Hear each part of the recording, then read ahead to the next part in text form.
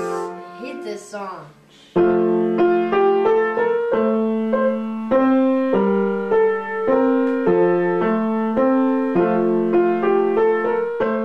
When we learn a new motor skill, the brain undergoes a number of changes. fMRI studies show blood flow increasing to large areas of the cortex involved in the task. The excitability of neurons distant to these regions heightens. And after weeks of practice, certain cortical maps representing the body parts being used enlarge to include adjacent previously uninvolved areas. These findings suggest a process we call plasticity, the brain's ability to change in response to our experiences, its ability to learn.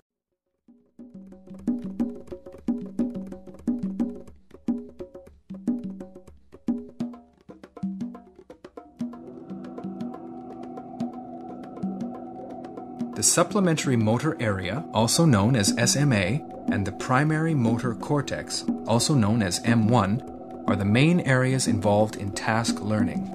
A highway of neural connections carries information from SMA to M1. However, many of these pathways are inhibited by signals from local GABAergic neurons that synapse densely around pyramidal cell bodies in M1. But disinhibition can occur. With focused repetition of a motor task, high-frequency activity is induced in thalamic projections to M1. And if input from SMA arrives at the same time, these inhibitory signals to the excitatory pyramidal cells of M1 diminish. Pathways once latent now activate the caudal part of SMA.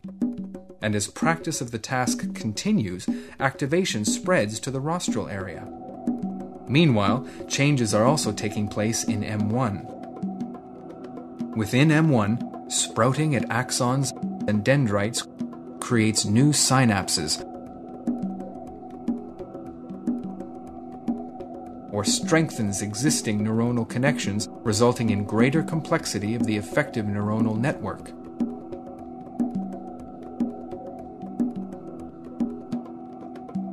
Those pathways less used may be weakened through long-term depression, while those used most frequently may be strengthened through long-term potentiation. Several weeks of practice reveal growing representations of the body parts being used. Their boundaries, once considered static, begin to show overlap. As proficiency at the task increases, unnecessary neurons become inhibited. Cortical areas in M1, once enlarged, shrink to optimal sizes, and activation in SMA decreases. The brain is finding the most efficient use of space and neurons.